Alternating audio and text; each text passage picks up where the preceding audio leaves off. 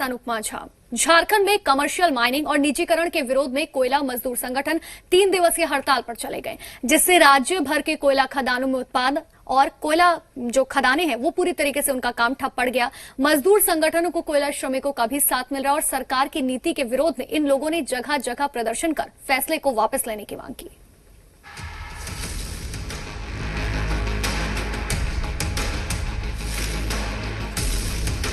Commercial mining और निजीकरण के खिलाफ गुरुवार से केंद्रीय कोयला यूनियनों की 3 दिन की देशव्यापी हड़ताल का असर दिखने लगा। हड़ताल से झारखंड के सभी कोल माइंस में खनन प्रभावित हुए। कोयलांचल में हड़ताल के कारण कोयले का उत्पादन और डिस्पैच प्रभावित हुआ। धनबाद में सुबह से ही ईसीएल और सीसीएल की कोलियरों में काम ठप पड़ा हुआ है। मजदूर संगठन कॉमर्शियल माइनिंग को मजदूर और राष्ट्र विरोधी बताते हुए फैसला वापस लेने की मांग कर रहे हैं। कि लगातार जो है भारत सरकार के द्वारा कोयला के मजदूरों पर लगातार हमला हो रही है। हमला के पीछे कारण है कि कोयले के क्षेत्र को पूरी तरह से निजीकरण के हाथों में बेच देने का काम ये भारत सरकार वर्तमान के भारत सरकार करने के प्रयास कर रही है। कल कोयला मंत्री के साथ जब वार्ता विफल हो गई तो कोल इंडिया में आज से 4 तारीख तक 3 दिवसीय हड़ताल जारी हो गया है। और जहां तक हड़ताल की बात है, पूरे जिला से हमने रिपोर्ट लिया, पूरा सफल है। बोकारो के बेरमो में भी माइनिंग का काम प्रभावित हुआ। खदानों में कोयला उत्पादन बंद रहा, कोयला उठाने वाली गाड़ियां भी खड़ी रही। इस हड़ताल से बड़े नुकसान का अनुमान है।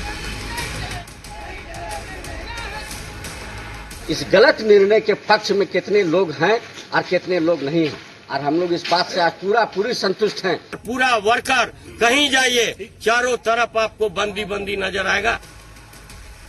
वहीं रांची स्थित सीसीएल मुख्यालय के बाहर भी मजदूर संगठन के लोगों ने प्रदर्शन किया। इस दौरान मजदूर नेताओं ने सरकार पर मजदूरों का शोषण कर पूंजीपतियों को फायदा पहुंचाने का आरोप लगाया। इधर रामगढ़ में भी सीसीएल रजरप्पा में उत्पादन कार्य पूरी तरह से ठप पड़ गया है। यहाँ 1400 कामगार काम करते हैं। सभी ने हड़ताल को समर्थन दे रखा है। रजरप्पा वॉशरी, खदान, बेस वर्कशॉप पूरी तरह से बंद रहे।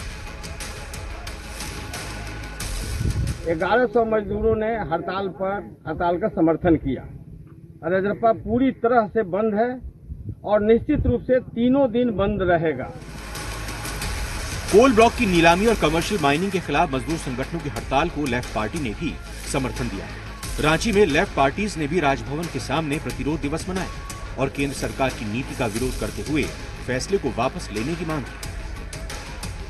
अभी सैकड़ों माइनिंग प्राइवेट चल रहा है और जहां चल रहा है वो उसी तरह से चल रहा है जब वो कोयला माइनिंग का राष्ट्रीयकरण हुआ था 1973 के पहले, जब मजदूरों पर जुर्म होता था, जानवर की तरह उनसे सब काम लिया जाता था, ठीक उसी तरह से चल रहा है।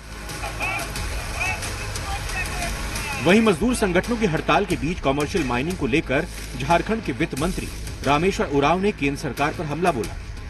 उन्होंने कहा कि केंद्र सरकार को फैसला लेने से पहले राज्य सरकार से बात करनी चाहिए। केंद्र सरकार के अधीन आता है कोल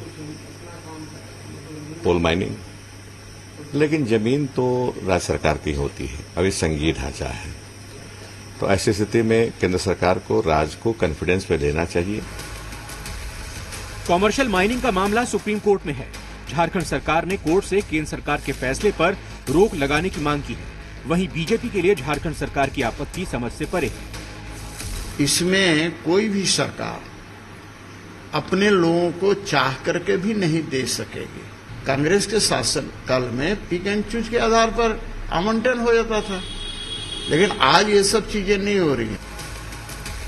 कोल इंडिया हर रोज औसतन 13 लाख टन उत्पादन करता है और 3 दिनों की कोयला मजदूर संगठनों की हड़ताल से करीब 40 लाख टन तक नुकसान होने का अनुमान है। Bureau report.